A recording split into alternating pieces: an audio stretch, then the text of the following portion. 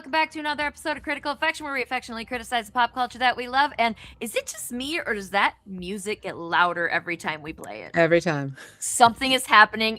I'm not doing anything, I swear to God. Anyway, I'm your host, Sarah. There's my host, Brian. There's my host, Fred. There's my host, Amanda. And there's our guest, Chris. Chris!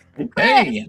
From Movie Smash. And we're going to be joined later by Jeremy. Yes. As long as you get those kids put down for the night. Or murdered. It's glad I wasn't one. All right. So before we get started on our topic of the night, does anybody have Fred, you got a Kickstarter going, right? And then we're gonna have Chris introduce himself here a little bit. Sure. So let's see. Let's first start with Vagabond. Vagabond is going for another 4 days. It's called Vagabond Nowhere Man. It's an anthology by Charlie McElvey and with a lot of fantastic indie creators and me. It's about a protagonist named Marsyas who's been around since about 10,000 BCE. He is immortal, obviously, and supernaturally drawn to significant historic events. So it kind of gives all the different creators a chance to tell different stories, that they feel passionate about. And I've read a lot of them. I've read a few of them, and they're really awesome. Some really strong, cool personal stuff. We got some stuff taking place in the Civil War, Atlantis, revolutionary American Revolution type stories, and of course. Stan and I collaborate on a Vlad the Impaler story. So it's always been a dream of mine to get to do kind of a dark take on the character behind Bram Stoker's story. So we got to do kind of a cool, grounded, gritty, nasty, Vlad the Impaler story. 10 pages. As I said, Staniak, just gorgeous art. Amanda, okay, Brian. But Stan, did a beautiful job realizing it, and if you guys get it, Kevin's scared of you, Amanda. and then sorry. No. I'm scared of Amanda too. We all are. I'm not. Must be a little bit, right? I mean, no, I know, but But yeah, if you guys get a chance, please check out Vagabond. Go on my Facebook. We got some pages of art in there. Like I said, gritty, nasty, gnarly, and kind of a thoughtful, hopefully, story about stories and their inspiration. So check it out and support our project. And then, of course, Fisticuffs still has late pledges going too. I'm going to be sending out an update tomorrow to let everybody know that pledges we're going to leave late pledges open for a little bit longer. I've got a couple of interviews coming up, and I just got word that we're going to be covered for a small article. So we're going to take advantage, hopefully, of this exposure, and hopefully, pick up some more backers. It's not going to deter production. We've already got the lettered pages. I got to see them the other day. They're gorgeous. And we're just going to go through, edit those, and the official order should be sent out next week. So it is on the way. So if you guys don't know, Fisticuffs is the story of a functional drunk whose comfortable life derails when a one-night stand has deadly consequences. It is like, tonally, it's like Preacher or The Boys, but with kind of personal storytelling that you might get in like a Martin Scorsese movie as it deals with dysfunction, mental health, and of course addiction. So please, guys, support my art. I need it. So you don't all know what Fisticuffs is by now. Then where have you been? Yeah, like seriously. After what we talk about on the show. Stan Lee said you treat every book like it's the reader's first time. So somebody out here might be tuning into this for the first time and discovering us and Fisticuffs together. So I'm sorry to associate you all with that. But yes, and 2 articles. Kevin is sorry. So we got some cool coverage and stuff coming. So really excited to. And like I said, I'm going to be making that formal announcement, and depending on what time the post gets here, we may be able to take a picture of something that we're expecting in the mail. It would be the Blossom minifigures. So I'm really excited get those and show them to everybody. So it's coming together, and thank you for your support. And if you haven't yet, please support. I'd really appreciate the love, and Awesome. I'm sure you'll love Fisticuffs. It's grim, gritty, dark, and darkly funny. So please check it out. Just generally rules. And then, like, obviously the ticker, like my show, I get to have the ticker. I win the ticker. Yeah. Go follow the pre-launch for Tailwinds. It's the just hodgepodge crew of a merchant ship learns a really interesting secret and embarks on a mission to find riches and adventure, and then shit goes magically sideways. Like, it's just I gotta put up some more art for that because you guys don't appreciate. You can't appreciate because I haven't shown you enough. It's my fault that you don't appreciate. Anyway, yeah, go do that. All the links for all the stuff we just talked about are in the chat there. So go in there and do that. And yeah, I guess let's get started now on the meat here. Fred and I went on to Movie Smash with Chris and Jeremy and talked about Men in Black. And then we are talking about Men in Black 2 on this show because we don't want to talk about the same movie twice. God forbid, right? No, we got nothing new to say then. So anyway, that being said, there are probably some people watching that don't actually know what Movie Smash is, which is weird because you should. So, Chris, why don't you tell us a little bit about yourself and Jeremy and Movie Smash? No, sure thing. And I do not have as many things going on as you do. Far less. But no, I am one of the hosts of Movie Smash, where we discuss comic book movies based on graphic novels or comics. We have guests on from the film industry and the comic book industry to talk about it. Our guest picks the film, and we just have fun with it. We can love it, we can hate it. Doesn't matter to us. That I'm also the founder and president of Off Panel Creations.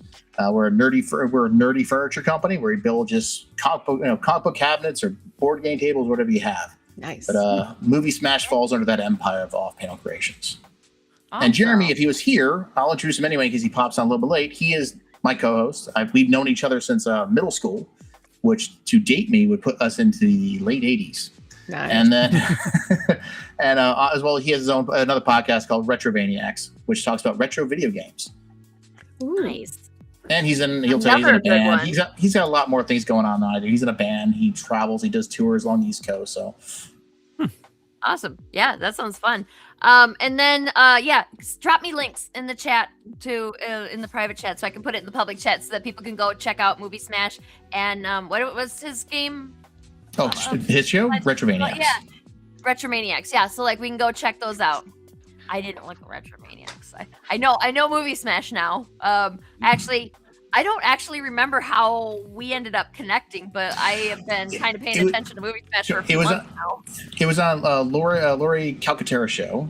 You were guest there. I will be honest with everyone who's on here. Many may be familiar with that show. I will often pop in on Tuesday and watch your show and to find guests to steal them. So I will often just wait. And I'm like, if you do a good job on that show, I'll send Lori a note and say, hey, why don't you send them our way? Not. So if you get an invite, you know, Lori, that's probably where I found you from. But normally we get on that show. Normally refer to a couple different actors and directors, and that's what we normally have on it. But occasionally I'm like, I want to go to the indie comic book and realm a little bit, which I'm not too familiar with. So I really funnel through Lori a little bit. And Kevin Davis, who I keep seeing pop up in the comments, I think that's the Kevin Davis is on our show where we talk about Bloodshot. Probably. Yeah. I don't know, Kevin. I feel like you just need to hire. We should do Bloodshot with Amanda. That was a horrible movie, and Kevin just wanted to traumatize us, but it did not work. We're still standing. That's definitely the same Kevin. So, like, yeah. I had to go buy that movie, and it's on my shelf, and I regret every moment of that decision. I wasted $4. Then we need to talk about Kevin. It's a nuts movie too. Yeah, it is. Yeah, I'm a big physical media guy, so I'm the sort of cinephile on the show. Jeremy's the comic book guy, and so pretty much if we're covering a movie, I probably own it or I'm willing to buy it. And it pains me when I get movies like Rotten Tail or Bloodshot. Don't do Rotten Tail. That doesn't sound amazing. No, it's about a murderous. Basically, it's like a Dr. Jekyll, Mr. Hyde, but with a bunny rabbit. Aw. I thought you said Broadtail. I was hoping it was going to be a beaver. Nah. No. It takes place during Easter. Well, of course it does. Yeah. It's a holiday. I mean, movie. wow. It is a Yeah. holiday movie. It's painfully bad. Uh-oh. There he goes again. This man must be stopped. Traumatize Amanda specifically. Oh yeah. I think Kevin enjoys me tearing movies apart. Yeah, It's Vin Diesel. You can go wrong. Yeah, I'm pretty sure that like half the people who show up to our show regularly are specifically trying to pick something that pisses Amanda off. Like that's what they're trying to do now. I mean, not Ed. Ed, I don't think Ed would do that on purpose. Ed just likes good music. But if I remember correctly, Amanda wasn't like a super huge fan of Monsoon Wedding this time around, so I don't think Amanda's even picked a movie that Amanda's liked yet. So it's kind of tricky. I thought that Monsoon Wedding was good, but yeah, it was a little lackluster for the excitement. I enjoyed it. It was like a '90s indie film. I enjoyed it. It I took me back to a I place. liked it, and then Chad watched it without the fucking Without subtitles, the actual subtitles, yeah, that's. and he's like, that was I didn't so get any bad. of this shitty movie, and I'm like, oh yeah, I sent you the wrong link, my bad. Makes So- a difference. Kevin says he enjoys when you blow movies out of the park. Okay, so Kevin needs to be paying you. So, all right. So the movie we picked is Men in Black 2 to complement the Men in Black 1 that we talked about on Movie Smash. And let's just jump right on into it. What do we think of this movie? Are we doing likes and then didn't likes, or I don't know. Let's just start ripping on it. Like that's kind of what we do, right? We just immediately jump into let's just shit on it. That's fun, right? It was not fun. I watched this movie and was like, oh, the part that struck me is they had this formula of, okay, this scene is done, but let's drag it out for another 45 seconds, a minute and a half. I'm looking at that scene where Will Smith is bouncing around on the giant tubes. mm-hmm. It was boring. So And so dumb. many Yeah, that other was scenes so were just drawn like, out. okay. I mean, we say that like that's nothing compared to how the drawn out scenes were from Primate last week, but like it was like they thought it was funny and it just they went too far with it. They took it too far. Yeah. I'd have to say the movie is not as bad as I remember. I was going to saying this thing is terrible and surprisingly not as bad as I remember being. Now, mind you, it came out in 2002. Look at my notes. Yep. So my memory's not so good after 24 years. Yeah. Yeah, I was surprised too because I hadn't watched it in a while, and then watched it, and I was like, oh, okay, so like I remember this being a way worse movie than it was. That being said, still think that it's not great. Movie of the trio, like the You know who trilogy produced it? is by far. Spielberg produced this. Like, Spielberg it produced should this. have been decent. Wow, that's unfortunate. Yeah. And did anybody catch the Nick Cannon? Like, Yes. There's a flash. You get Nick Cannon in there. You get Patrick Warburton. Just flashes. Patrick Warburton was a little more obvious, but Yeah. You get there Michael was- Jackson. yeah, Mhm. Michael Jackson. Martha Stewart. Stewart apparently is an alien, which Mhm. and they name drop Oprah, but I don't think she actually shows up. Right. Lots of criminals in this movie when you look at it. You know, like it's Yeah. just And Kronk. must have been a weird set. Criminals and Kronk. Yeah. From what I understand, though, the Michael Jackson scene, he had to go with like at least 40 takes. The little bit he did, he kept messing up his lines. He That is did everything he unsurprising, and, could like, to he was shoot. bad at it too. Yeah. Apparently, man- they wanted to make him an alien, but he insisted that he should be an agent or a wannabe agent, which I Yes. thought was actually a better choice. Yeah, because The like expected route. he would have been an alien would have been too on the nose, wouldn't it have? I mean, Absolutely. The whole point of the first movie was a lot of little unexpected moments, like walking up to the informant and it turns out it was the dog and not the human. And Yeah. that's what resonated with the audience. And then here they did the same thing by kind of subverting it. And it was probably the only time they did. The rest of the time it was just one big rehash. It's like they stole every single thing that they thought the audience reacted to well in Men in Black 1 and then just crammed it on into 2 yup. and then tried to like throw together a script they thought could plausibly justify what they did, and oh man, did they fail. Yeah. Even down to the last shot, because Cash grab, right? yeah, I was gonna say, look, even the last shot, like I don't know if I missed it or not, but I felt like, didn't the last shot take place on a roof and then suddenly they were back on the ground grabbing their guns? But either way, it like that last shot of them like taking the guns out of the car and like shooting the thing from behind was like copy and paste from like the iconic shot from the first Why are one. you saying there was a continuity issue? No, I mean not just that. Like I thought it was like a huge continuity issue. Like, you know, like first they're on like a, you know, the top of a skyscraper and then they're on the, or whatever it was, and then they're on the ground. Yeah, I think there's multiple problems like that, but that's definitely the most glaring one, isn't it? That I saw, yeah. But I mean, yeah, there's a bunch of little ones though.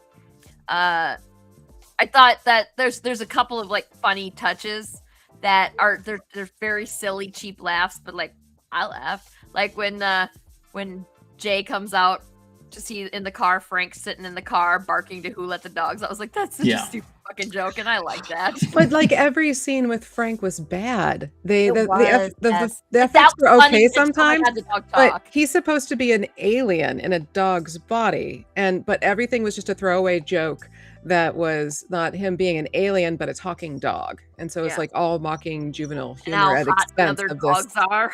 person. Now, Yeah. Not have you just guys ever seen dogs. the animated show that this went with? God, I Mm-mm. haven't seen the animated show in so long, and I Yeah, was a kid. I don't remember. Because it felt more like it came from the animated show than did from the original movie. Yeah, and that happened between the first and second movies, It right? did, yeah. So yeah, that would make sense that they would pull off of that too. They like Amanda said, they took everything that they thought worked from the first movie and the animated series, and then they just Just reskinned it. they just pulled the exposure all the way up. Mhm. Well, that's an early 2000 thing too. Like just rehash Yeah, what oh, yeah. worked. Just no. And then It's- when Men in Black 3 come out, because like A bit later. that one was 2012, because that one Mhm. is stronger than Men in Black 2. That's what I heard. They, Um, I guess, I- took the feedback on board and they gave it more budget, so they were actually probably able to Yeah. do stuff. Here, they spent so much money on the special effects and less on the practical, and it ended up being a disservice to both. Like Yes. the first movie, they like make them work together, and it really made for a more compelling visuals. And here, you're like, oh no, Will Smith can't do the splits like that, especially not riding a worm. What's going on? Oh, that just Torn looked really can't be up bad. in the air and sit like that for 5 seconds We straight. didn't need the two-headed sidekick that added nothing. Like it No. was there to be there. No, did you know that each head is named something different? Like I didn't even Yep. catch that until this time around. Like why? Why are they not both Charlie? Because it's supposed to be kind of like a subverted consciousnesses. conjoined twins kind of thing. Yeah, this Right. movie really made me hate the era I grew up. Like all the 2000s jokes and stuff. Like it was bad. Like Johnny Knoxville and Mm. oh my God, what was the one joke? Wrecked him, damn near killed him. Still love that Oh, joke. yeah. Still funny. No, it's not. I mean, there are so many Never was. like Never was. 2000s jokes in there, and there was one at the end that's eluding me right now, and it's going to come back to me. It was so specific, and it just bothered me. But yeah, and Backstreet Boy, like there's a lot of stupid shit. It was It's an it was early not a good 2000 script. movie. And yeah, and it's like, and the screenplay, it's almost you know, what I call like a switchboard sequel, where they take the screenplay they had, and they just, like Amanda said, like they just take a joke that they did this way and they just switch it and do it this way. Like if I remember correctly, the joke at the end of the first Men in Black was that like we were really small and meaning or whatever. Like We they were seem a to have like that marble. last. A marble and an We were a alien mar- kid's sack of marbles. And Yes, here it and was, then- you kick open the door and oh, we're actually in Grand Central Station. But Right. Mm-hmm. It's like copy and paste, and like we'll do this, Mhm. but we'll swap it back, and yeah, it's just frustrating to deal with. Like I had the opposite experience than you, Chris. I actually remembered this movie a little more fondly than this experience. Like I found it kind of painful this time, and that's weird because I liked the first one when we rewatched it. I thought it was Oh like yeah, I had a you know, blast watching the first one, and I was like, yeah, like it's got its issues that I didn't notice, you know, back in the '90s, but it's still largely a very good movie. And then this one's just like they didn't have like, and it was like it's very obviously a cash grab. They just were like, oh, we didn't expect this movie to blow the hell up, so now we need to capitalize on it as much as we can. And it was just garbage, and they just yeah. were banking on people going and seeing it exactly one time and never again. Mhm. and part of- maybe I'm being sorry. part of that is rolling it back so it's the two male leads, so we have all of the women die or leave. and so Yeah, I was about to say and that. they're pretty You much know, faceless. apparently, Linda Fiorentino was so fucking shitty to work with that Tommy Lee Jones said he would not do this movie unless she were not a part of it, and they claimed that's why. But like Linda Fiorentino's like, oh, my scheduling conflicts, and so I was like, You swap in a different actress. You use a different partner that is also a woman. There's a dozen ways to go about it, but instead they just have a throwaway line about, well, she decided she was going to leave MIB and go back to her old life, which the first movie made it clear that can't happen, but somehow it's okay. This movie, the way they changed all of the MIB agency was kind of interesting, but for in terms of the women, like we've got the one partner that's just gone now. The wife divorces Kay after the big storyline of it being him pining for his one true love the entire first movie. And immediately they dump into Princess Lorana, alien woman that he's in love with back in the day, who dies.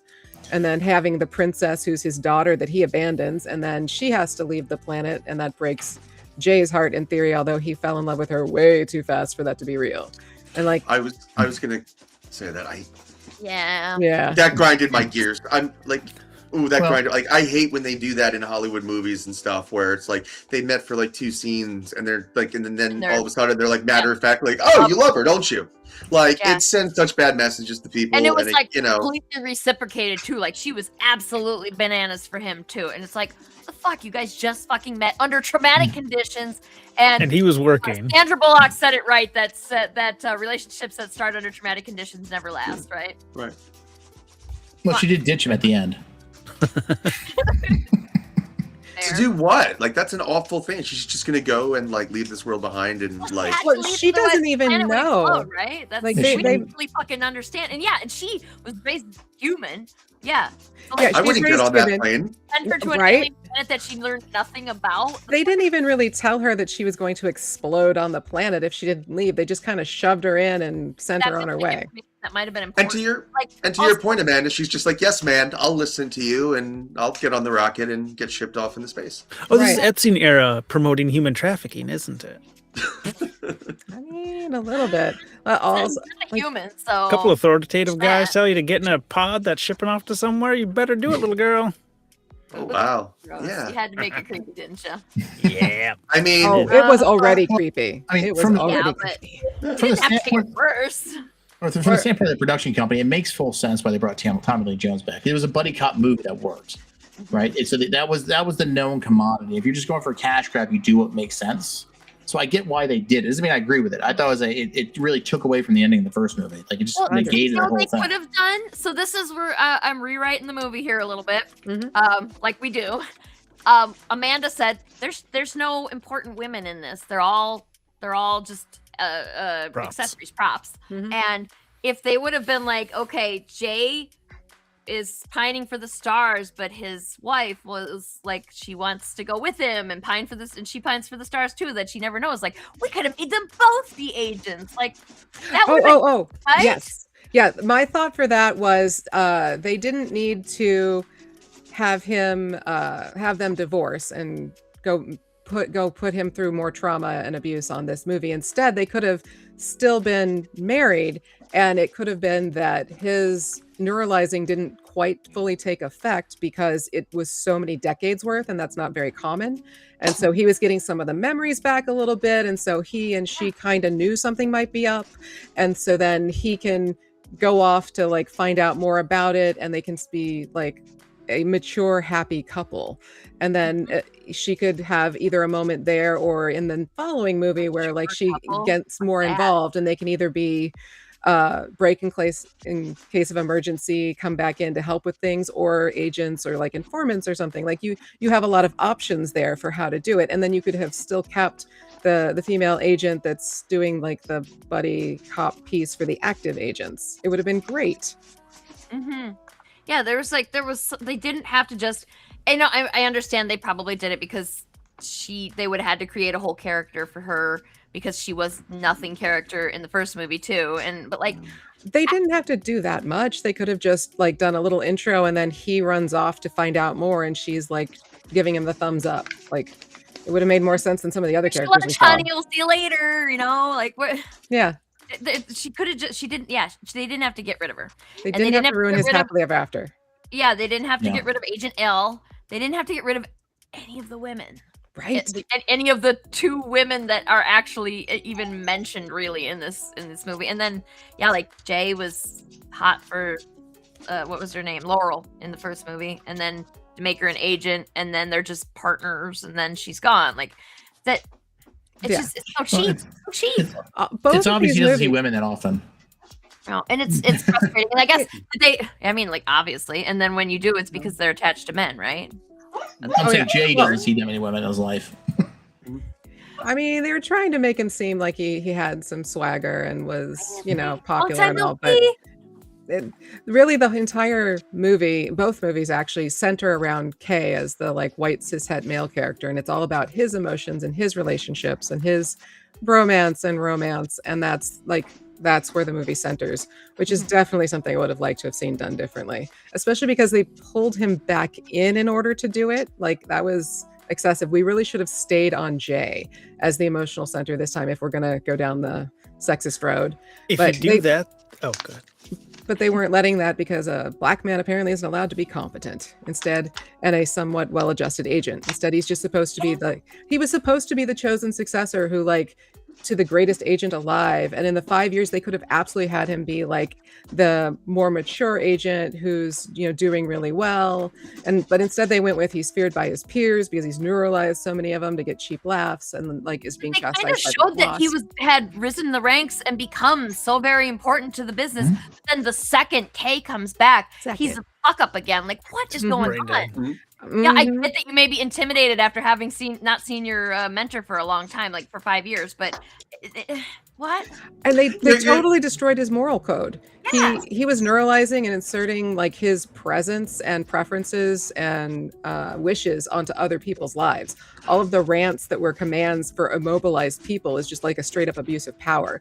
And it's because they got a laugh in the first movie, and so they brought it back. But like he neuralized his partner in a cafe in front of a bunch of people. I don't And it was think all he has about the authority you to brought do me that to a either. public place. Like they were making it a romance kind of breakup rather than a Then he actual romance. ruined the independent agency, the autonomy of 2 people, the Oh, yeah. agent that he neuralized and the waitress. Absolutely. Also, just Oh, the yeah. assumption, Come just the on. assumption that, like, if he's, he needs a better life, that like getting married and having a lot of kids is really the solution. Like, he might have been oh, goddamn anti-child you. and would be a terrible father, and now that's going to happen regardless, and that poor kid's going to suffer. Yeah. Similarly, he told the video guy that he's taking the girl to Cambodia. He doesn't know that that's the girlfriend. Like they didn't make that relationship clear. But he's Yeah, like, "That's your no. girlfriend now, and you're going to Cambodia." he's He picks gonna up a murder shovel his to go kill his mother. mother. I was gonna say, is he gonna take kill the her? Yeah. savings to take He her to is. Cambodia. Like he's just straight up encouraged someone to murder someone. That's not I don't good. like they call me crazy, but I don't think they made it to Cambodia. Probably not. Probably I gotta not. be able to afford to Or get they there. didn't come home. Right? Or even telling the parents to let the kid eat candy. Like that kid's diabetic, that's a problem. Like Yeah. he just doesn't know the damage he's causing. He doesn't That would care. be an amazing sequel, like all the messes that he caused and shit. Like,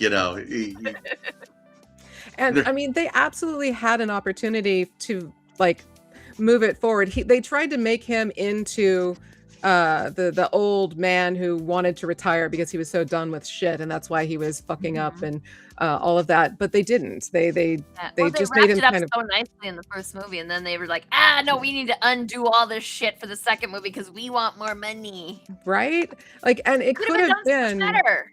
Yeah, like there's absolutely an opportunity for like he's sacrificing himself. He's realizing that like the young person who joined this secret organization to do all this amazing good is only doing so much, and like getting a little jaded. And that would have been an interesting opportunity to bring in the truly jaded agent, and then they could, have a reconnection of sorts. But they didn't. They just regressed him immediately to being the rookie and having oh, that's not the stick shift. You're grabbing my dick jokes. Yep. Yeah. Oh, yeah. is it bad that even after all these years, I still laugh at Balchinian? I don't know why that one. I still. Oh You yeah, know that when one was they- also really bad. When they put Oh, that damn me! when they put that onto network TV, they changed it to Chin Chinian, and then they like edited out the ball sack on his chin. Oh, really? That's pretty funny. Not too surprising. It makes no fucking fucking sense, you guys. Why didn't you just cut that chunk out altogether? That would have been better than chin Because chin. it was a dick and ball joke, and they couldn't not have it in there. Hey, Obviously. some of Because us apparently love- kicking people in the balls is hilarious, I guess? Question mark. Question mark. Question mark. You know what it is? It's an effective way to deter somebody trying to attack you. Otherwise, I'm not interested in kicking people in the balls. It seems mean, Yes. but yeah, like it's a stupid, cheap joke. Yeah. Yeah. Oh yeah. There was tons of It's cheap written by jokes. men too. Like that's weird, right? Like why would a man write a joke about kicking another man in the balls? Because Just they've been funny. trained by the patriarchy to find it funny when pain is caused Funny to as other long males. as it's not you, right? Ah, Yeah. remember exactly. There Nut you go. Taps? Oh I, yeah, that was. Remember the movie Wasn't it? Idiocracy? That era. There's a whole TV yeah. show dedicated to it in Idiocracy. Ah, God.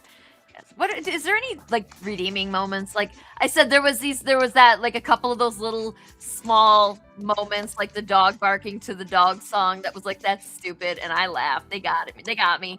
Like, is there any other like any redeeming moments? Well, like I say, I think it really comes down to sort of what your mindset is when you go to see this movie. It's not high. It's not high art. That's not what this movie is. This movie's just supposed to be dumb humor, and at the end of the day, and if you like dumb humor, like my wife doesn't like dumb humor, so she doesn't like this movie. But if you like dumb humor, you might like this movie. If you don't, then you won't enjoy it. That's really what it is. It's sort of. I think the first movie. I think it hit all four corners. Right. It was just generally speaking. I think it appealed to a larger audience. This one leaned Yeah. heavy into the dumb humor. But the dumb Yeah. humor is also the sexist humor and Yeah, sometimes the that's- racist humor and that's what sucks the about it, yeah. xenophobic, and it's There's dumb pushing that into humor out people's there. brains. Yeah, there's lots of dumb humor that doesn't have to be so negative, so toxic. Like I mean, dad jokes. Oh, cat! Everybody stop talking. There's a cat. I don't know what the fucking problem is either, but he's like really, really focused on something. Oh yeah, he really wants to rip down the screen I'm trying to test. Oh, I see how it is, kitten. Just push him off the back of the chair. It'll be fine. Anyway, He'll yeah. take So the like, curtain with him. there's like dad jokes, like the wholesome dad jokes out there. They're dumb jokes, but like they're harmless dumb jokes. They don't punch And- down. Yeah. Yeah, like that's that. Yeah, don't punch down. Like there was, and also, the kicking people in the balls thing is that's mean. That's mean spirited too. So it's still toxic. So there are jokes out there that they could have made. Again, I hate that I have to keep going back to the only one that I remember, but the dog listening to Who Let the Dogs Out and bark singing to it is a harmless, stupid little joke that got a chuckle out of me. And they I didn't know- overplay that one. Yeah. It was just, oh, haha, because that song, and he's a dog. Moving Yeah. on. Great. Very That's stupid, good it's timing. very cheap. Yeah, it was a quick little, and it got a little chuckle, and then that's the end, you know. And It didn't require setup, and doesn't they need to be didn't toxic. override it. Yeah. Yeah, the ball thing, they're like, oh, he aimed for the balls. He gets instructions on where the balls are. Then he goes for the balls. And there's the reaction to hitting the balls. Like that's too It was long of a walk completely for a bad And joke. the very, very literal naming, yes. I like the literal naming. I'll stick with the You literal would. naming. I would. I defend that one. I mean, it like the very first time I watched that movie, I definitely giggled when he said Balchinian, and then Yeah, pulled down the- Balchinian is just- no worse than Who Let the Dogs Out. They're both harmless very and stupid. but kicking him in the balls to neutralize him is the problem that I have with it. Like it's mean spirited. It teaches kids like that are watching this movie that it's okay to kick people in the balls. It's not. It's not okay Well, to and do it's that. making- It's not, but It's Okay, making it so you have less empathy for someone who is kicked in the balls or is otherwise harmed. Exactly.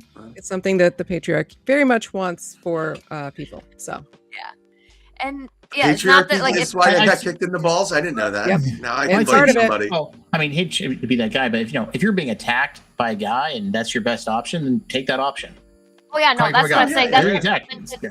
most But mo- circumstances, it's not nice to do that. Yeah. But if you're being attacked and that's your option, like definitely use Go any for it. tool at your but disposal. to most stop being guys taken know in that your- it's coming these days, and No. That's why you got to surprise them and stomp on their foot first, and then kick them in the balls. The Mhm. one, That's a movie reference too. the 1-2 'Cause I'm kick. not that clever. Anyway, yeah. So, other thing, like, are there other good points in this? Amanda, what are your good points about this movie? Well, my main good point about this movie is that the actors and the special effects folks and the crew were employed and got paid. I feel that Okay. that's an excellent point in favor of this movie. There is a secondary point for the fact that the leads were a black man and an older white man, which is less typical, especially in action films. So that was sort of nice to see. It was definitely offset by the, stunning offloading of all women and everybody else. But, Mhm. Yeah. Yeah, and I think that just Hollywood in general is getting better with that. Let's not completely erase women, 51% of the population or whatever we are now. We're not just sidekicks and props and love interests, and so it's starting to get better, but it feels like it's not going fast enough. That's annoying. And also, where are all my fat chicks at? Like, why aren't there more plus size women? And that's not just a Men in Black problem. That's an everywhere problem. Correct. And because I have a problem with all plus size people, not just plus size women, but all plus size people being used for humor in Mhm. these movies too. Because I think it happens once in this movie, but I can't remember where. And it's annoying. And there's no reason that they couldn't have made one of the backup characters, one of the secondary characters, be a woman or a plus size person or both. And that's a frustrating thing to not do. Like there's a lot of missed opportunities and representation here. Yeah. It would have been much better if Jay had still had a woman partner and then Kay had come into the dynamic and they could That would have have made a much more interesting triangle thing too, wouldn't it have? Yeah. Yeah. Who else has redeeming qualities about this movie they want to talk about? The It chemistry technically between passes the Bechdel test because no women ever speak to each other. I don't know that passes per se. They don't talk about men. Like Serlina talks to Laura briefly, and they don't discuss men. So I guess It's not actually. How do you like Serlina as the villain? You mean the walking sex joke that they punch down at repeatedly? It's Yeah, kind that of one. like that. It was very as a villain, she's a very lackluster villain. Yeah, which, she is very one-dimensional. Yeah. And they did not do great with her own superpower being like making little snake fingers that use up a lot of CGI that's not overly Yeah. convincing. Yeah. What was her goal again? To She get had the jewel. Steal She the had a light. ship that could destroy planets on a whim, yeah. but she needed the jewel to destroy a different planet. Right? They had her ship busting through moons and planets and destroying things on the way to come pick up the thing that will let her destroy things like planets. Right. They did. They very pointedly showed it blowing something up. Oh, out in yeah. space, Like 3 didn't they? planets, just whimsically. Yes. Yeah. Mm-hmm. And yeah, she's a very flat as a villain. Like she doesn't have a lot of interest, and it's easy to forget. And they try and they try to make her the comic relief there with Johnny Knoxville, and he's kind of sucky too. He's kind of boring. It's Yeah, like, awful. we definitely don't understand what the MacGuffin really is about. Like the purpose of why we had to find the jewel, I guess her name was, Rosario Dawson's light, character. yeah. The light, Like, yes. Like we don't understand why she is so important. That is very true. So which then leads into why is the villain chasing this person? Mhm. I mean, I did think it was a funny gag though that the alien spaceship that was destroying planets was super tiny. Mm-hmm. That enjoy was very fun to watch. Like especially the first time I watched it, I was like, oh yeah, this is hilarious because However, look at Death Star, but fits in your pocket. quarter of the size of the dog, and then it's the big baddie. Yeah, that was very, very cute. Another and like harmless cute too. Like we're not punching down on anybody there. The gross sexual assault thing that Mhm. happens. Like I Yeah. know she's the villain, she eats him, whatever. That's gross. And also ate that guy whole, right, with his clothes on, and then Mhm. she went and puked back up, and she took his boots and jacket, and his boots and jacket were not covered in slime, and that's They were just bugged me. dry and ready to go. Yeah. So dry, clean, and like that bothers me. Apparently, know her it's- stomach acid is actually dry cleaning fluid. Apparently, yeah. Hey.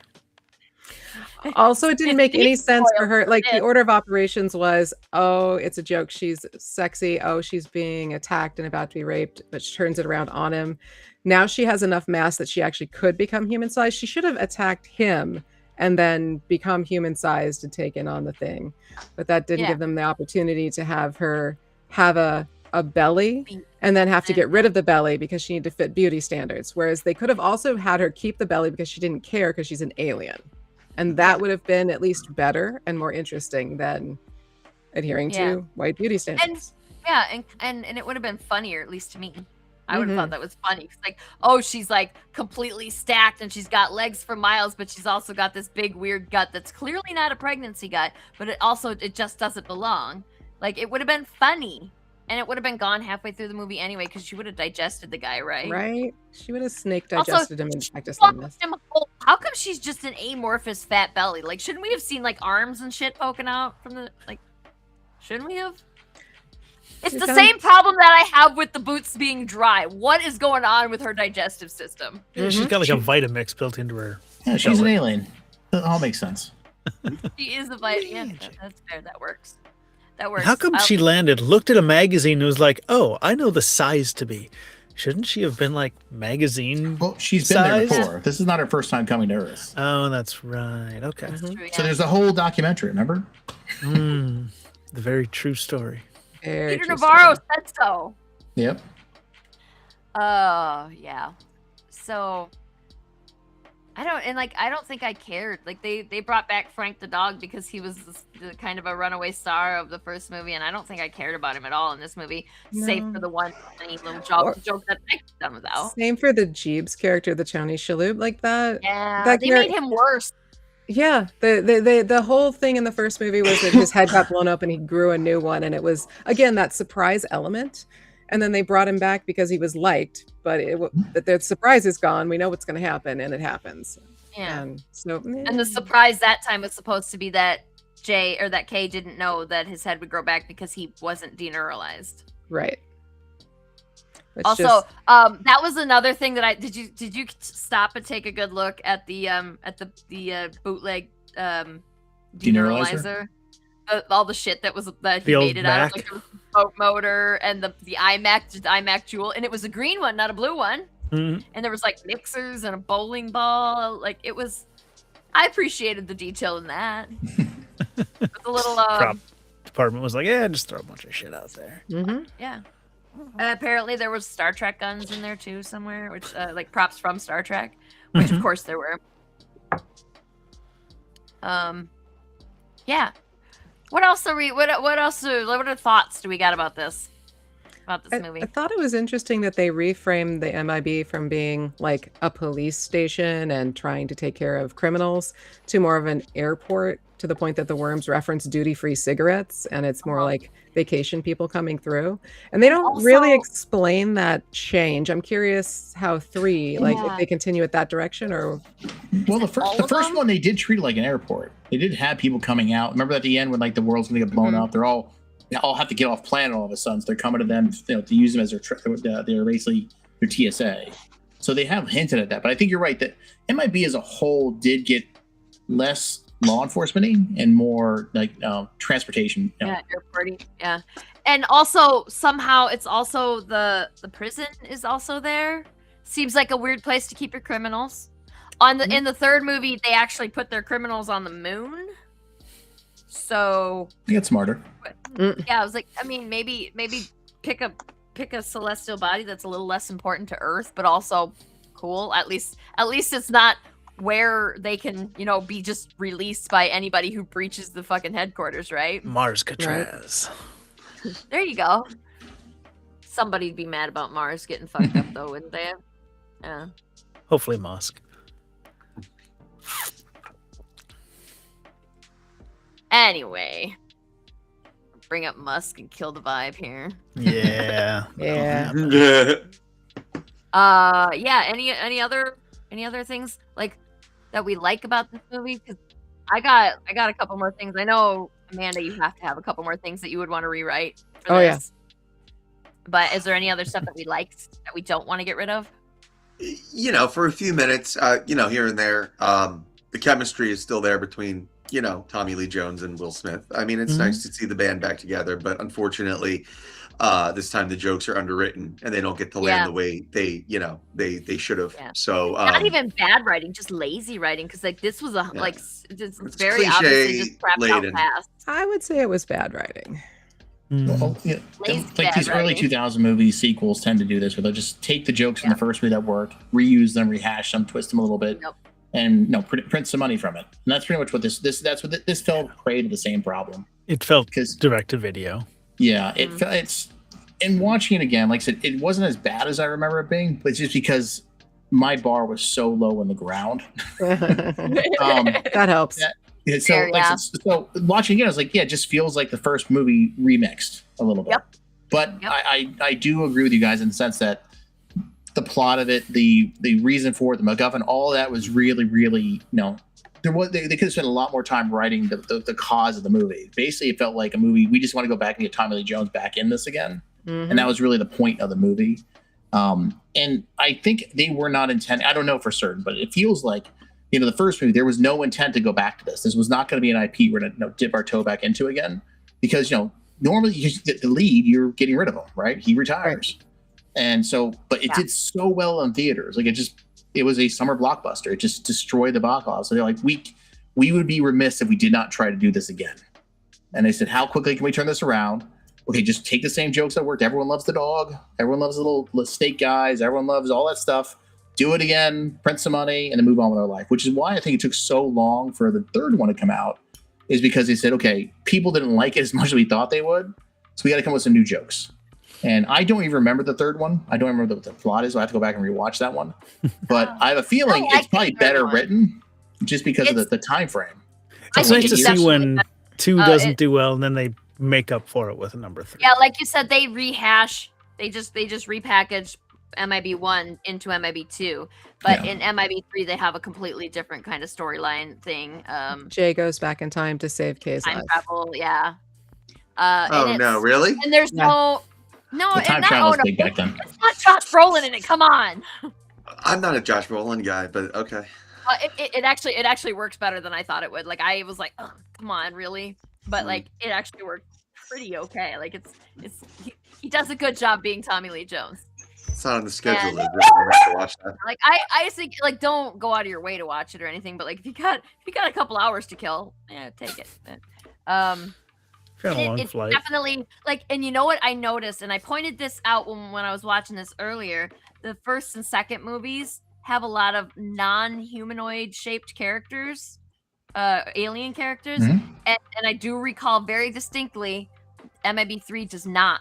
It's Mhm. all humanoid shaped monsters or shaped Spend more aliens. money on the writing instead of the CG. Which yeah, I was like at first I was like that's a weird thing to not do, but then I was like, oh, CGI has gotten so much more complicated and difficult to get done Mhm. well, and like and I don't know why they cared about the CGI, because like CGI is kind of shit now no matter what, and it's because of capitalism. Honestly, it's like it just is.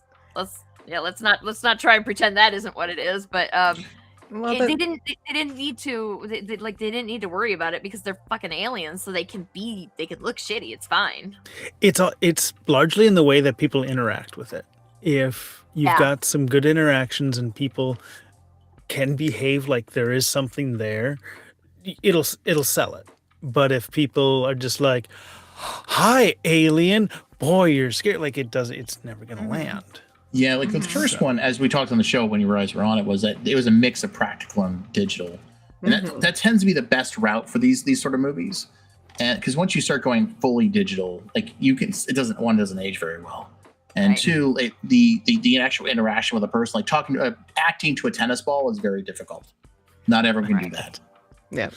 Yeah, you've seen some of those behind the scenes footage of like I keep thinking about the one where they did the live action Beauty and the Beast, and like Emma Watson's trying to act to what's his face in a skin tight green suit with tennis balls stuck to him. I was like, and she's supposed to be falling in love with that guy, and like what the fuck? It's so stupid, and it really comes through in the movie too. But yeah, which I don't know. I don't think that the CGI aliens. I don't think that I care about them. Like because Yeah, I think they're aliens. They're supposed to look weird. And like Yeah. Brian said, acting to the tennis balls is hard, but like that's what makes or breaks the feeling of reality of it. Mm-hmm. I watch a lot of Corridor Crew. So, any other like points of like high points that we want to point out before we start rewriting this shit? So, how would you like? We started to sort of talk about that. Well, how would we rewrite this movie so that it lands a little better? I Get wouldn't. different actors in there with You wouldn't. with equally good chemistry. Well, see, the problem with that is that the show MIB, it is an organization, but the movie's about Will Smith and Tommy Lee Jones. It really is. I mean, with Well, all with the got it. cartoon, all the animation, you can have other side characters. Like, what was her name? What was her name? I've never heard the character name. Elle. What's her name? Elle. In the first week. Yeah. I don't think they should have written her off. I mean, Tommy Lee Jones supposedly was like, I will not work with this person anymore. But I think she could have become a side agent. You know what I mean? Like, as in, like, she's now running her own team. Put a different actress in. Or you put Yeah. different actors, but nonetheless. But I'm saying, like, that character could have been running a different team. But I who hate that. knows? What's that? Running another team? They even recycled the women's names. It was Elle in the first movie and Lorana and Laura for the girls in this one. Like, No, I hate the recasting idea. Me personally, I just don't like recasting. I Heavy. hate when they do that. It wouldn't be for those roles. It would be Frustrating. two different people. There could be a cameo from Jay. Well, they tried that with Men in Black International, and that didn't do too well. Eh. Do a better job. Yeah, I'm Somebody- a get some bit with people in there Chris. who have similar That was chemistry. But see, definitely the not. show. Yeah, like, I know it's the- called MIB, but the show is about Tommy Lee Jones and Will Smith. That it's their show. It's like doing Rush Hour without Jackie Chan. Wouldn't work. Which, well, yeah, I agree with you. Like that is like when you think of MIB, that's what you think of, and that should have been the secret sauce that they were capitalizing on, and unfortunately, they just weren't able to support it. I think the best idea that we kind of talked about might have been like a third person bringing them in and like expanding the group, but like I don't see how you can you would have to get in the way that you got lucky with Will Smith and Tommy Lee Jones. You would have to get lucky again with whoever you were to replace one of the characters with. Like chemistry's hard. really annoys me. Why Yeah. can't we just have everybody's face on screen? Now you And- gotta hide me. You don't like my opinions, Sarah. You want to hide me. No, I'd say the two biggest things you have to sort of address is going to be one, how you bring Tommy Lee Jones back. They didn't do it a good way. I mean, I did enjoy the post office scene just because there's all the wacky aliens in there, but the way they did it, it wasn't organic. It didn't feel natural. It felt like just sort of like a cop out to me. That's why I felt like And- a recasting was a more appropriate choice. And then you go to like the villain story, the driving factor of that villain felt, we don't really know what it is. I think we needed a better reason as to why she's doing this. And just sort of, then we might believe in it more. Like the cockroach of the first movie. We know what he was doing. He was looking for the little orb thing to take it off because it's a power source or something, right? This one, we have no idea what it's about, right? right. And We I don't think even- that's... No, you go ahead. I was gonna say we don't even know why the light will explode on Earth, but apparently not back on the home planet unless they just sent the light back to explode their own home planet. They just They said don't. this. Yeah, they just are like, oh, it's important that it gets off of Earth because it's going to explode. But they don't like it was there to manufacture a sense of urgency Mm-hmm. when it didn't need to exist because they were sending the light back anyway. And all the urgency was that Serlina needed to find her before she left the planet. There was no need to add exploding Earth to the mix. Well, that's I think it's a callback to the first movie because as they said, Zed said the first time, Kay said that something's always going to blow up the planet. Something's always here to destroy us. Yep. Like every day. It only makes sense that there's the threat of Earth destroying because every case they work in has to be a threat on Earth exploding. That's just part of the lore. And also, too, this movie's not really about anything. Like the Yeah. first movie had like a charm to it. It's that like blink your eyes twice and look and see what is in front of you, and like it's the idea that like what was the one Oh Jesus, I lost my train of thought. The idea that like people are a human is smart, but people are panicky and all that. Like there are like lines about reappraising how you look at the world in the first one, and number two is like they kind of already did those jokes, and they didn't recalibrate to like, hey, what's this movie about versus the other one, and I think that's why nothing lands. Like and Well, it's not a stick shift. Yeah. I think if they had gone ahead and given Jay an alien partner that looked alien, and that was their dynamic, but then we still had Kay over there figuring out that there was alien life and like getting some memories back, and then that couple kind of moved forward. There could have been a really good relationship interplay there where Kay has to come out of retirement. Maybe he's even a little bored because he knows something's up, and could reinsert as like the rehire who comes back after retirement because he's kind of bored, and has to help out with the thing. There's a way to develop that so that they are mature and they can still spark off each other, but it doesn't have to try and rehash the old dynamic. Instead, they're moving forward. I'd even like to see Jay married. And so like both of these guys are married and the spouses are off to the side. This is them at work being buddy cops with the new partner and like making that work. And then they can just sort of move it forward from there, doing the thing, having the chemistry that's needed for the bromance that is what is actually the heart of the movie. And in the next movie, maybe the two spouses could have like started a book club, and one of the villains comes and they whip out the guns and protect the kids for the over the top, mommies protect sexism stuff that these kind of movies generally like. Like there's a good opportunity there for that. I think that would have made it a lot better because you would have moved the characters forward. You would have moved the world forward. One just came to me too. If you wanted to do, because they seem to like the trope of Serlina being the sexy girl and stuff like that, but like you could have done a thing where like what if they wanted to do Jay straight, if your movie was about that, like the bond between him and Kay were special or something to that effect and stuff, you could have done a thing where like Jay just keeps cycling through partners and he brings in Lara Flynn Boyle to be his partner, and he doesn't realize that she was like Serlina or some other, alien in disguise and shit. And he's been like giving her all the information and stuff or whatever. And then they have to like, that's how she infiltrated it that way, because he wasn't thinking whatever. And he needs Kay to come bail him out. But I don't know. I'm just spitballing here. Fred, I think you hit on a few seconds ago where I think this movie doesn't have a heart to it. I mean, there's no like overarching, like in the first one, it was like aliens are everywhere.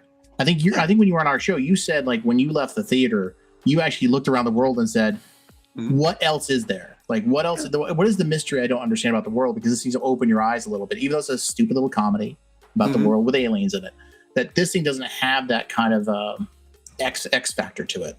There's no like big question that's answering through its jokes.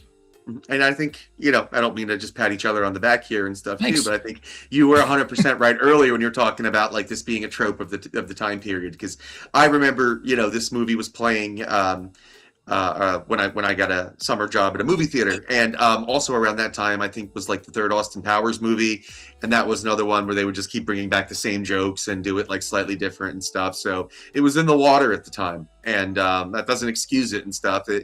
Things should have been better, but. These aren't the only offenders, and I don't mean to give them a break and stuff, but I think there are way worse offenders out there than them. So it was again, it doesn't mean you excuse it, but I mean, like you put it up against some of the other more deplorable stuff made by more deplorable people. I don't know. Yeah, that early 2000 period, there are a lot of bad movies made there in that time period because they were just going with a formula of rinse and repeat. Yeah. So if you're still watching and you want to jump in the quiz here, go to playituplookat.com and enter that code when you're prompted, or you can just scan that. I almost said UPC. That's not a UPC. QR code. It's a QR code. Scan that, and you can play anybody. And you don't have to have seen the movie. You don't have to like if you're watching and you want to play the quiz, play the quiz. I'm like just terminally behind. Like I feel like I need to just give the hell up on trying to catch up on my stickers, but I'll get there. I don't want to fail. I've gotten this far. I got halfway through the year before I fell behind. I could do this. You can do So this. we'll get a sticker. We'll get a sticker We got eventually. this. And it might be 5 years from now, but I'll get a sticker done. It'll be fine. So yeah, jump on into the quiz if you want to try to win a sticker that doesn't exist yet, and play a little fun little game. So like, I gotta finish Sparkle Rat, and I don't know. I had a lot of options to choose from on what to do for Primate. Chris, are you in the quiz? Nope. Am I supposed to be? Oh, yes, Yeah, please. yeah, you can. Okay. Yeah, everybody but me can play the quiz because I'm the one who wrote it. Oh. Yeah, we Gotcha. I very thought it was just pointed for your don't. audience. And nope, you can I mean, play. Everybody except the you're- writer can play. Welcome to play, but the two people watching generally don't. Yeah. Oh, well, I mean, Anthony's But I'm- in there. I see Anthony's in there. Cow pie is definitely Anthony.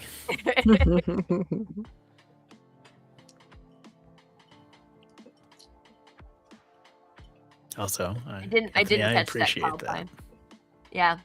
See? Yeah. A perfectly harmless dad joke. All right. They're everywhere. It's fine. And there's like nobody's gaining or losing anything by a cow pie joke. That's hilarious. Should we start this thing? Mhm. Yep. All right, let's. Okay, everybody, let's go. For those in the audience, don't listen to us. We're on a delay. Hey, did I spell that word right? We don't. Mhm. Is it a real word? I don't know. Is neuralize a real Oh. word? I mean, it is. Yeah, no, I according to the definitely. phonetic.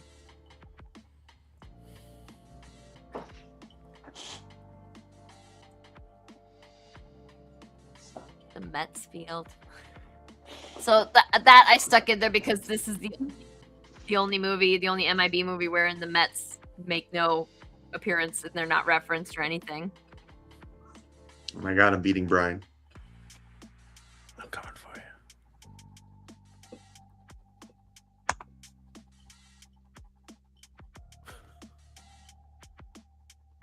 Nobody picked Kathy. Come on.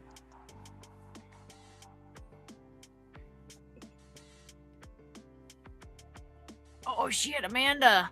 I was thinking this Oh. one up. But Fred, Mhm. Fred's kind of pulling away here. He's stealing the show. Mhm.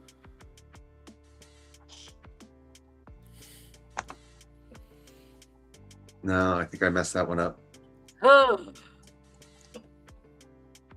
Oh no! It was one or the other. Okay. yeah. Laura is the Zarthan, and Archelians were in the mhm. first movie. I'm pointing this way like the first movie's over here. Fuck, I don't know. Where it I'm sits on your so shelf. tired, y'all. Oh shit, Amanda's tied with you now. You better get going. Ah. Oh, I got it right. Son of a biscuit. I thought that was.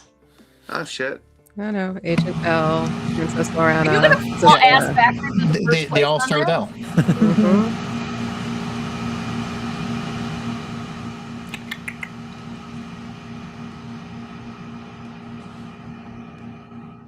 Jesus. Mm. I had to dig it took around me- to find out if David Cross's character was the same guy in the first movie and the second movie, and apparently he is. He doesn't get killed in the first one. He just gets stuck to the ceiling. Whatever that, it sure looked like he was dead, but whatever. No, we had the whole debate on the show last time. Did we? Yeah, I can't remember that far back. yeah, That yeah the was same thing. Of like, you thought he was dead. Yeah. He's in the second movie. That's how we know he wasn't.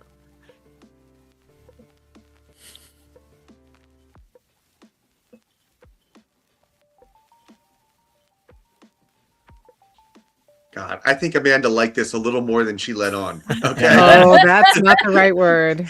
She is an MIB Paid fanatic. attention. Definitely paid attention. That's for sure. Oh, I don't know. Oh, now you're acting like you don't know because I said something. Don't No, you dare. legitimately. Yep. Should have remembered it rhymed, but I did not put Well, the that other in ones are all I'll real put out a shows. real show, I think. Mhm. Others are real shows. You're still in the lead. It's fine. Yeah, I feel like Agent F is climbing the ranks though. I don't. What the heck? You don't know? Mhm. All right, so Fish typed in chat to me. He sounded out the fucking rapping part that Bismarcky did, Mhm. Mhm. and I didn't even know how to respond to that. I'm like, how do you like? It's all phonetic. And I was just like, nah, I'm done. You got me. Yeah, we didn't even touch the racism of that scene. Oh shit, I didn't even think about that. Damn Uh-huh. it. There was so much else to talk about, though, wasn't there? Oh, we didn't touch on much of the racism or the. Yeah, there was a lot in there. Yeah, we could go on about that. We sure could. Fred, don't fuck this up. Oh, jeez.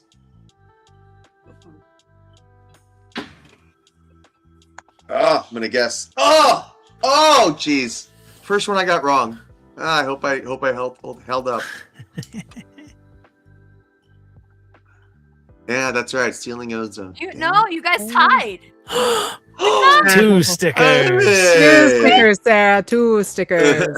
Well, see, I like how Amanda gets a first place, but a smaller podium because AM is Yeah. alphabetically after Mhm. HE. First time in my life I alphabetically You came better first. book it. It paid off. Is it? Yeah. I feel like it's like when you win like a race by a nose. Yeah. Except I didn't win. Let's see. Stop. So Agent F got one wrong. You got one wrong. Mm-hmm. Nice. Yeah. All right. That was fun. Ugh. And Chris is back. Stab myself. I'm having a day, y'all. All right. So, I forgot what we're doing next week. Does anybody remember what we're doing next week? Are we We watching don't a have pirate anything movie next scheduled. week? It said Yeah, something. no, we're doing a pirate movie, or we were gonna do a pirate movie, but I'm thinking that we should replace it with what were we gonna watch and then we didn't last 2 weeks ago? Land Before Time. Let's do the Land Before Time. All right. We were gonna watch Land Before Time and we didn't. And I Palate don't cleanser. think that we're ready to be diving into pirates just yet. So let's I do just Land watched Before that Time. recently. I'm not ready to cry again. You don't have to watch it again. I got again. a soft little heart. It's oh my god, it took me back to when I was a kid. Remember those little like I forget what it was like Pizza Hut that made the little figures? A little, and I had those. I loved them. The little puppets kinda. It's the little rubber puppet thingies. Yes. They stunk on the inside, but I didn't care. fucking matter at all. Did not Didn't care. matter at all. I love them. My joke suggestion for Tailwinds was going to be Ice Pirates. What's Ice Pirates? That's a great movie. Truly horrible yeah. B movie. Truly Oh. horrible. Oh, did you put it But on at the least it's list? trying to be a comedy. I Dude, should put it on the list. It Put it is on the that list. bad. Let's do that when we get to Tailwinds Pirates, because I feel like we need a whole month for Pirates. I think you need to go look at the preview and then you tell me you still want to see it. Well, I mean, okay, so we put Pirates of the Caribbean, obviously, but then like the Muppet version of not Robinson Treasure Crusoe. Island? Treasure Island, thank you. Yeah. And then like I also have like Treasure, like there's like 10 pirate movies that we're gonna have to thin it down a little bit. But then if you throw like a shitty one in there, that feels right, doesn't it? For this show, it feels right. Yes. No. The next So- episode we are releasing is Catwoman. That's tomorrow morning at 4 a.m. Who's The your Halle guest? Berry one? Yeah. The only Nice. one. So if we got in here, let me go scroll back up. If you go into the chat or into the comments here, links to Movie Smash, you can go listen to the podcast that Fred and I were on. You can go listen to the new one about Catwoman that's coming out tomorrow, you said? Yep. And Flash Gordon things after that one. Oh yeah. Awesome. Yeah, like I said, our guests pick all the movies, but I do like I Flash. have a list of, I think it was Fred. I think it was like 1,100 movies or something. Mm. You guys picked. Yeah, that you it's guys an picked from. insane list. Nice. And I scrolled through that. I picked the movie without any input because I didn't know who could come. And I was just like, oh, this is a movie I know and love. Let's do this one. Mhm. And yeah, so everybody go check out Movie Smash. Go check out Off Panel Creations. Well, I guess scroll back up some more. Vagabond, go look at Vagabond. Give it a like in the back and all that stuff. And Fisticuffs is still, got a little bit more time. Mhm. Yeah, couple weeks. We're gonna end on the 12th of September. All right. And Mhm. then follow the pre-launch for Tailwinds. Mhm. And did I have another link to show? Nope, I didn't. Those were it. Okay. There was 5 links this time. Thank you for the pie. Appreciate Pie. the pie. There's no pies. Well, I don't have any live campaigns, so there can't be any pies. We did. I don't have any live campaigns, but Fred does. So Fred, you want to take a pie to the face? For like, yeah. Oh, I'll explain it to you later. Sure, I'll tell you what. Yeah, if we wind up with $6,500, Yeah. you can throw a pie in my face and Yeah, kick me in the that's balls too. reasonable, Why not? No, just kidding. Just kidding. Just kidding. Yeah, I'll take a pie to the face. Sure. What the hell? Make the amount higher if you're gonna get the kick to the balls. So Yeah, no, but I'll take a pie. I'll put the pie right here, boom, and then come right back up with it. Like I have no shame. Fresh from the oven. there you go. A burning hot apple. Yeah, that'd be great. Yeah, I tried to make a mock apple pie with this fucking ridiculously huge zucchini that a coworker gave me, Mhm. and it's not very good.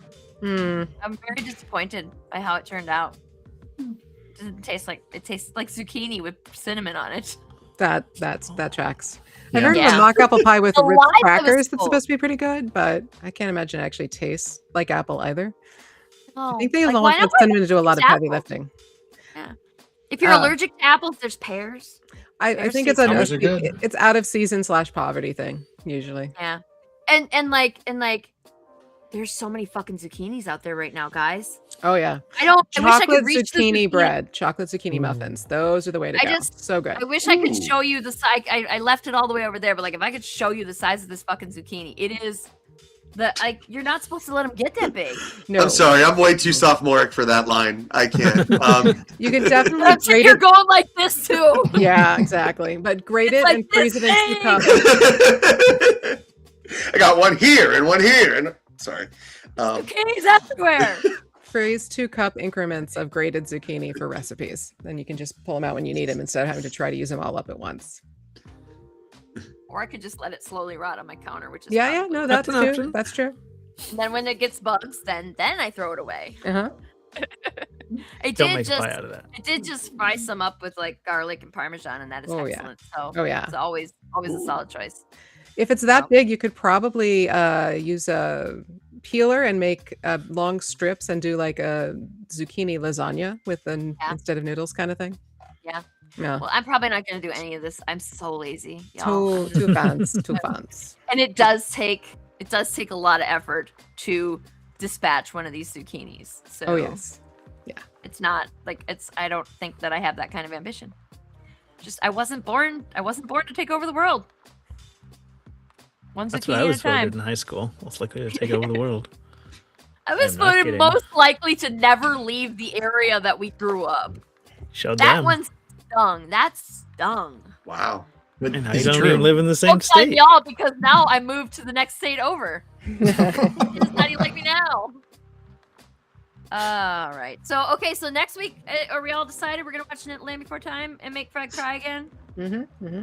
And sure. Brian. Good movie, y'all. Yeah, I mean- I have Yeah, such I a have soft not watched heart. it in a long time, so it has to have held up, right? Oh, It has I to loved have. it. I loved it Could've when I hurt saw it. my- It was like seeing an my old life. friend. Yeah. Well, it's- I'm gonna go watch Flash Gordon. That That's also, a whole different category. You enjoyed that. I haven't So, seen that thing in thank you. forever.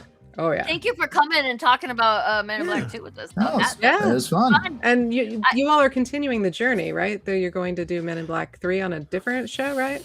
Oh, yeah, because Kevin wants all of us to come over to MIB3 to his show and watch MIB3, and There we go. and then I don't know, like nobody really discussed MIB International, which We could live stream that one and talk about it as we play it.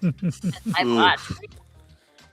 We're not monetized, so I feel like we could get away with that. But they'll still like we can live stream us watching it. That's what we can do. Yeah. You're gonna knock on the door from people in black and white suits. Like And the neuralizer, it's gonna be right there. yeah, that's how they're gonna regulate it. Like you don't get to remember the movie you stole. I kind of want to watch International again because everyone keeps saying it's so bad, I've but never seen it. I didn't Never think it was saw it. that bad, and now I'm wondering. It lacked the magic of Will Smith and Tommy Lee Jones. That's really the only the real work. Because like Chris Hemsworth, It's not a reboot. and, Yeah. and what's her face? They have good chemistry together and other things. They have excellent on-screen chemistry. They do, but it's just not the same without Tommy Lee Jones and Will Smith. That's the problem. Yeah, I don't think either one of them are particularly funny though, like Tessa Thompson or Chris Hemsworth. Like I don't. Either Will Smith or Tommy Lee, whatever.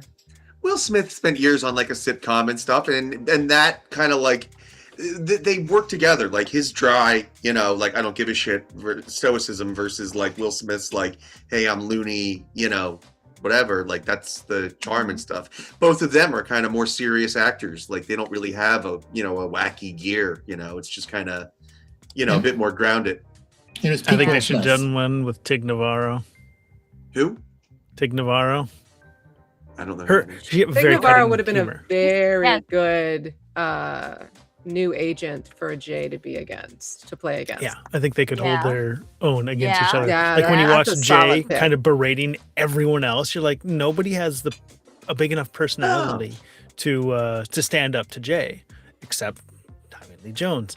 And so Mhm. you got to bring in another heavy hitter, someone with a big personality. Yeah, fair enough. All right, so come back next week, and we're gonna talk about The Land Before Time. Well, I guess TBD on when we're gonna do Men in Black 3. We gotta figure that out. And I hope everybody has a great week. I gotta go to bed. I'm so tired right now. And thank you, Monday, Chris. everyone. Everybody, go look at all those links and have a Mhm. wonderful rest of your evening. And we'll see you next week. Right? Thanks for Right? having me. Bye. Bye, guys. Bye.